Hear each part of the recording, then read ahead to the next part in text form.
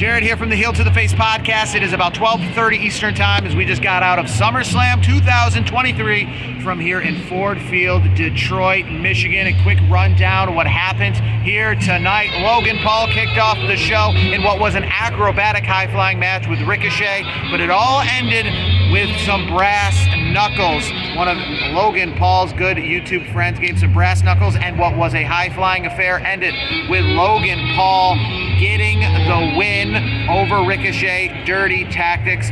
We move on to match number 2, and Brock Lesnar used to always say, if he doesn't start the show, or if he doesn't end the show, he wants to start the show. Well, Logan Paul started the show, so he had the next best thing. Match number 2, Brock and Cody, a absolute barn burner, and in fact, the best promo of the night, the video package leading up to it, an amazing video package, harken back to Rock and Cena days, but Cody Rhodes, Brock Lesnar. The big story I think you got to take away from this is the first time I think in WWE history that I've ever seen Brock Lesnar showing some humility at the end of the match, shaking the hands of Cody Rhodes, giving him a hug.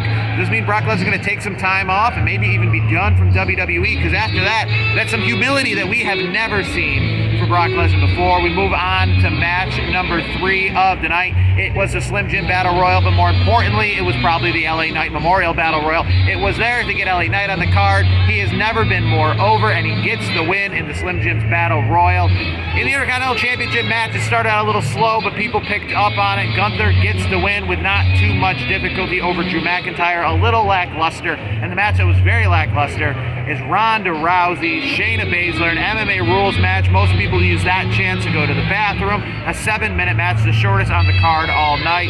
Shayna Baszler gets the win over Ronda Rousey in that one. Moving on to the World Heavyweight Championship, probably the match of the night. The World Heavyweight Championship, Seth Rollins, Finn Balor goes back and forth. Is Damian Priest going to help? Is Damian Priest going to cash in? He comes out, a back and forth affair, finishers all around, but it finally ends with a curb stomp on Damian Priest's briefcase.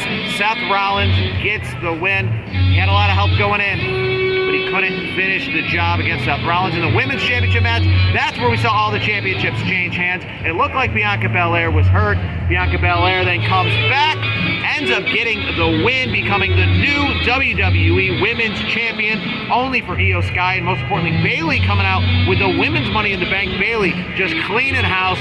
Io Sky, we saw the rules kind of go out the window in this one, where it used to be when you cashed in on Money in the Bank, both competitors got to stand up for them to ring the bell. Bianca Belair did not stand up. Io Sky got to the top of the rope.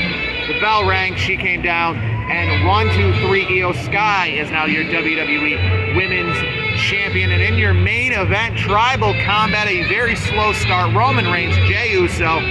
But when the match got going, it got going. Solo Sikoa comes in at the end, but he ends up getting speared by Roman Reigns. So he is being conflicted because Roman Reigns spears him by accident. We get to the end, Jey Uso's got things in hand, but then he gets turned on. In black, who is it? None other than Jimmy Uso, super kicking Jey in the face, costing him the match. If Roman takes some time off, it appears that we're going to have Jey versus Jimmy for the foregoing future. But SummerSlam in the books. They announced over 59,000 here tonight. It was as full a crowd as I can see. One side of the stadium was not full because it had a curtain over it, reminding a lot of just WrestleMania, right? It looked just like any WrestleMania inside there. This place was very, very full, only limited sections not being sold. But they announced 59,000, a true number closer to probably 51,000. Either way, a huge crowd for SummerSlam, probably one of their biggest other than Wembley Stadium in history. This week on the Heel to Face podcast, we are going to wrap this all up, but this is a quick wrap-up of what was an amazing night at SummerSlam. The match of the night's got to be Seth and Finn Balor. Brock and Cody tore down the house, and Ricochet and Logan Paul, nothing but a great opener there. Jared from Detroit, Michigan. This is the Heel to the Face podcast post SummerSlam 2023.